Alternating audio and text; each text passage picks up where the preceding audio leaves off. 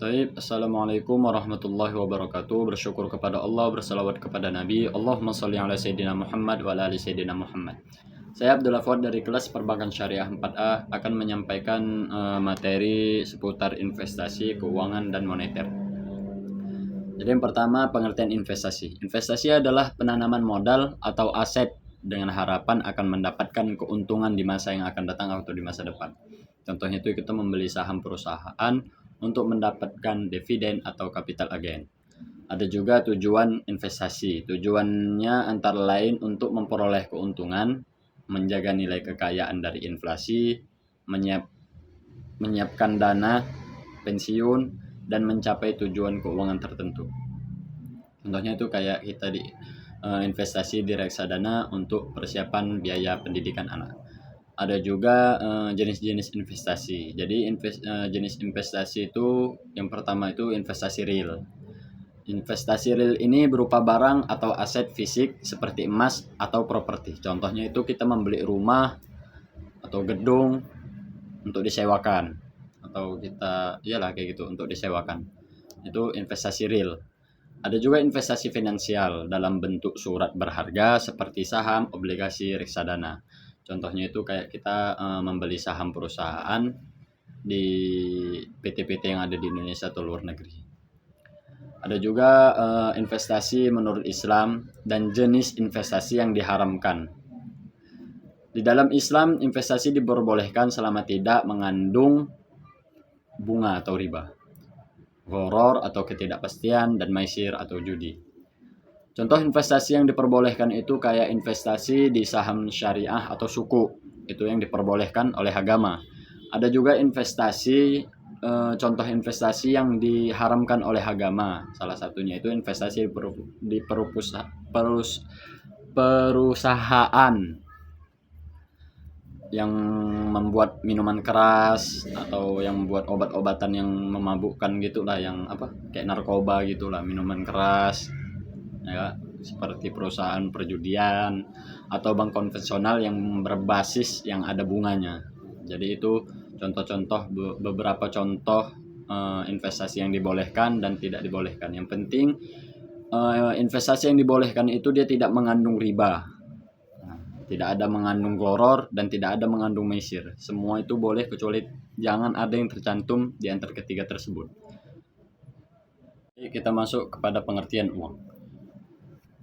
Uang adalah alat tukar yang diterima secara umum dalam transaksi ekonomi manapun untuk membeli barang dan jasa, serta sebagai alat satuan hitung dan penyimpan nilai. Yang buat bedanya itu kalau di Islam uang itu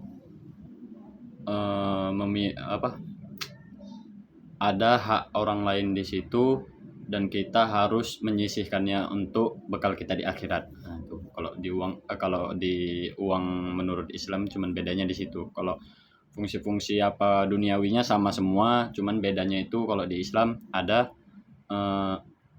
untuk akhiratnya.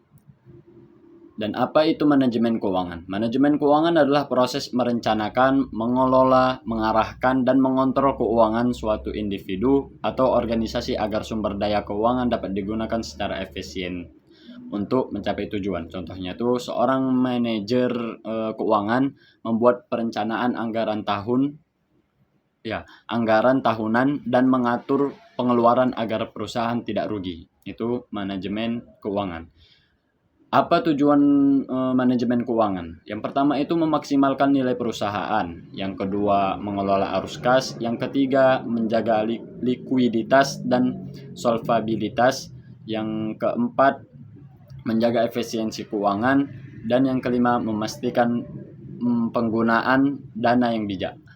Ada juga fungsi manajemen keuangan. Apa aja fungsi keuangan tersebut? Yang pertama, perencanaan keuangan untuk menyusun anggaran dan estimasi keuangan. Yang kedua, pengendalian keuangan untuk memantau realisasi anggaran dan mencegah pemborosan. Yang keempat, pengambilan keputusan investasi untuk menentukan penggunaan dana untuk proyek atau aset. Yang kelima, pengelolaan dana untuk mengatur sumber dan penggunaan dana baik jangka pendek maupun jangka panjang.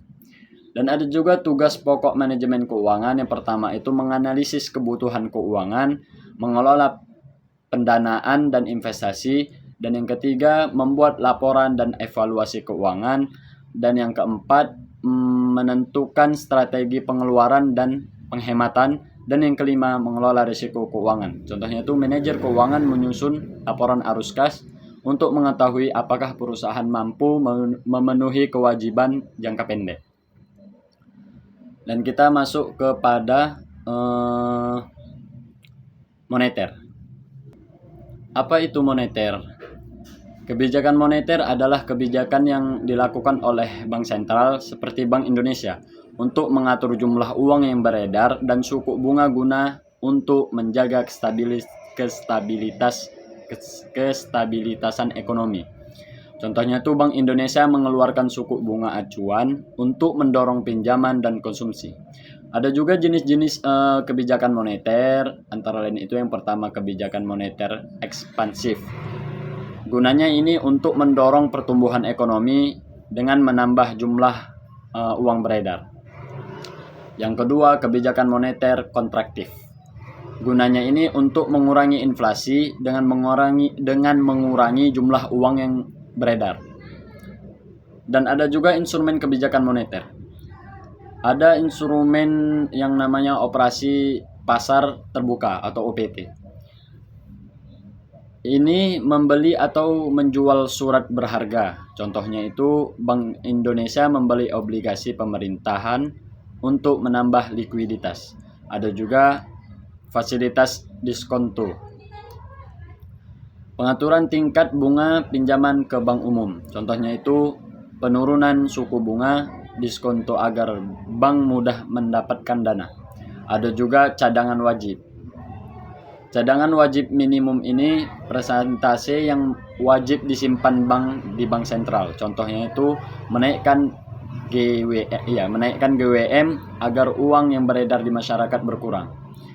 Adapun tujuan kebijakan moneter. Yang pertama itu menjaga kestabilitasan harga untuk mengendalikan inflasi. Yang kedua, mendorong pertumbuhan ekonomi. Dan yang ketiga, menjaga stabilitas nilai tukar. Ada juga target kebijakan moneter. Target yang ingin dicapai seperti stabilitas harga, tingkat pengangguran rendah, dan neraca perdagangan seimbang. Contohnya itu pemerintahan itu menargetkan inflasi 3% per tahun sebagai sasaran kebijakan moneter. Itu target atau target kebijakan moneter. Yang keenam ada juga pengertian selanjutnya ada juga hubungan kebijakan moneter dengan investasi. Kebijakan moneter memengaruhi iklim investasi. Contohnya itu suku bunga rendah membuat investor lebih tertarik menanamkan modal karena biaya pinjaman murah sehingga investasi meningkat. Mungkin sampai sini saja yang bisa saya sampaikan seputar investasi, keuangan, dan moneter. Lebih dan kurang saya mohon maaf. Kepada Allah saya mohon ampun. Billahi taufiq wal hidayah. Wassalamualaikum warahmatullahi wabarakatuh.